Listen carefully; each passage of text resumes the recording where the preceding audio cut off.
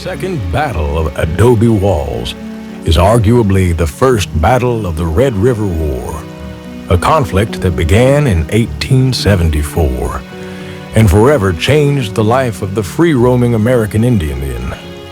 But the stage was set for the Red River War a decade earlier at the First Battle of Adobe Walls, the largest battle between the Indians and the U.S. Army, and the only time the Army was forced to retreat. In the latter part of 1863, available U.S. military troops were drained by a civil war that still had another year and a half to fight. This dearth of soldiers resulted in unbridled Plains Indian attacks on wagon trains and merchants traveling the Santa Fe Trail, easy targets for the Kiowas and Comanches, who saw them as trespassers, who killed the buffalo and other game that the Indians needed to survive.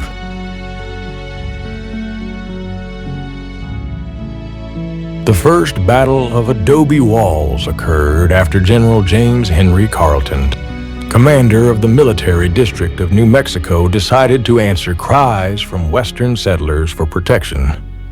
Carleton wanted to put an end to Indian raids and to send a message that the Civil War had not left the United States unable to protect her people.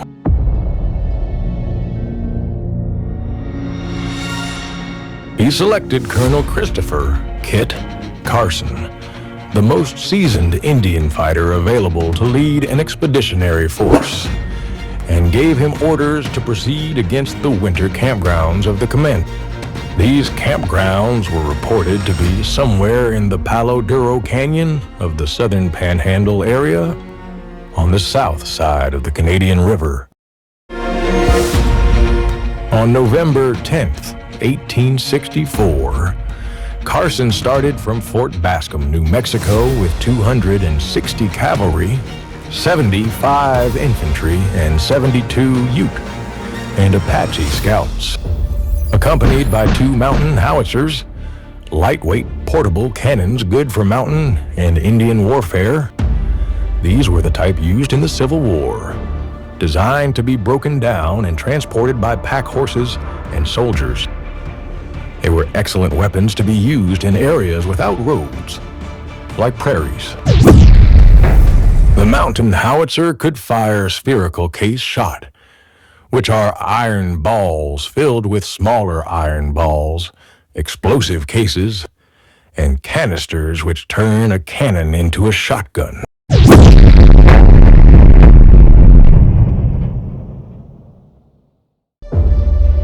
Twin howitzers were under the command of Lieutenant George H. Pettis, along with 27 wagons, an ambulance, and 45 days' worth of rations.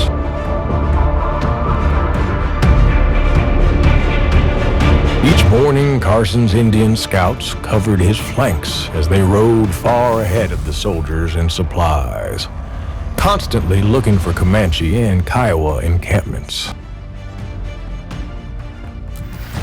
Proceeding down the north side of the Canadian River into the Texas Panhandle, inclement weather and an early snowstorm made travel slow.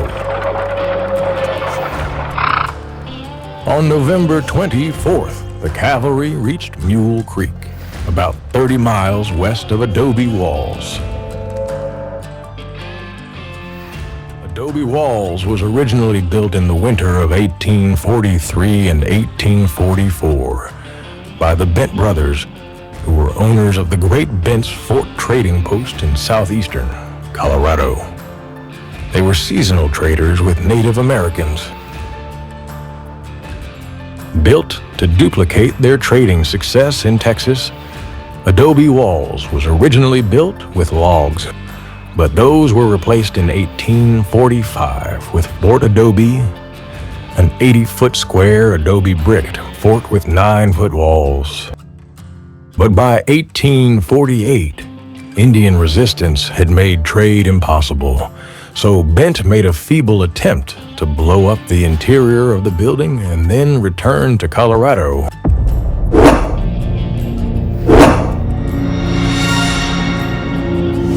Kit Carson had been to Adobe Walls before. In 1848, he took a small expedition there to open trade with the Indians, but the Comanches killed his herdsmen and ran off all of Carson's horses, except for 2 pack mules. Carson had to bury his wares, pack what goods he could onto the mules, and return to Bent's trading post in Colorado. 16 years later, as Carson and his men waited near Adobe walls, his scouts reported that they had found the trail of a large Indian village. Leaving his infantry behind to guard the supply train, Carson ordered a night march of the cavalry and artillery. 2 hours after daybreak, Carson's cavalry found and attacked a Kiowa village of 176 lodges. The chief, Hassan, and his people fled, passing the alarm to Comanche villages close by. Gaipago, or Lone Wolf, the last principal chief of the Kiowa tribe, led warriors to protect the fleeing women and children.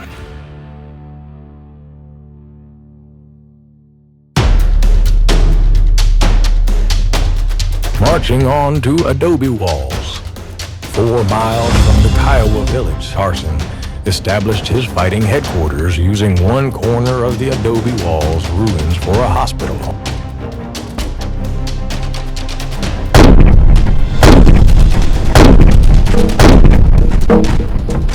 To his surprise and alarm, he discovered that there were numerous Indian villages around Adobe walls, including a huge Comanche village. Soon, large numbers from these villages poured forward to fight Carson and his men, and they were in greater numbers than the commander had expected or was prepared for. Seeing the hundreds of Indians racing to destroy him, Carson quickly dismounted his cavalry and deployed them around the 2 howitzers. Hassan, along with the infamous Kiowa chief Santanta and medicine man Gipago, led the first attack. Fierce fighting ensued as the Kiowa, Plains, Comanche, and Apache warriors repeatedly attacked Carson's position. To confuse the soldiers, Satana replied to Carson's bugle calls with his own. But the strategic use of the twin howitzers prevented large numbers of Indians from amassing and overrunning troops. But over and over the tribes came back with still more numbers. By afternoon, Pettis estimated that the small group of men within Adobe walls had faced more than 3,000 Indians. Realizing he was running low on howitzer shells and concerned about the fate of the 75 men guarding his much-needed supply and ammunition train, Carson ordered his forces to retreat to the Kiowa village behind him.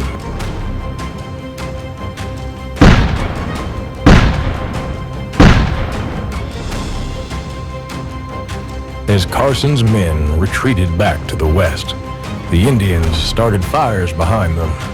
With the wind blowing east to west that day, the flames chased the soldiers, allowing the Indians the opportunity to advance and attack.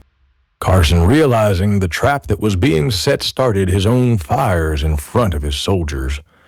With the wind pushing Carson's fire to the west also, his men were able to follow behind it on charred ground, while the Indians' fire soon starved for lack of grass that had already been eaten by the flames of Carson's fires.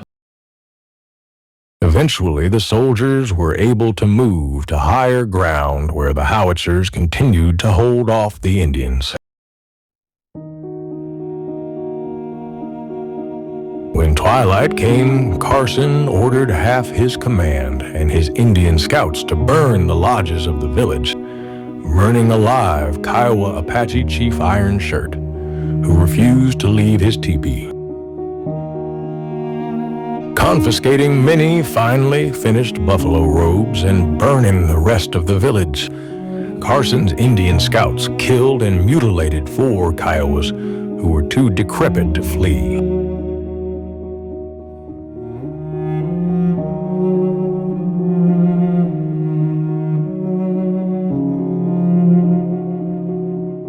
After this long day, first at Adobe walls and then burning the Kiowa village, Carson's soldiers retreated, finding their supply train intact. On November 26, 1864, the military group rested all day, carefully watching their Indian opponents, who were visible on a hilltop 2 miles away. On November 27, 1864, some of Carson's officers wished to renew the battle. After consulting with his Indian scouts, Carson and his men returned to New Mexico. The first Battle of Adobe Walls left the Comanche and Kiowa unchallenged in their control of the Texas Panhandle, with the United States Army declaring the battle as a victory and the Kiowa proclaiming that the event was Muddy Travel Winter, the time when the Kiowas repelled Kit Carson. Most authorities believe that Carson's decision to retreat was smart and that he deserves credit for a good defense.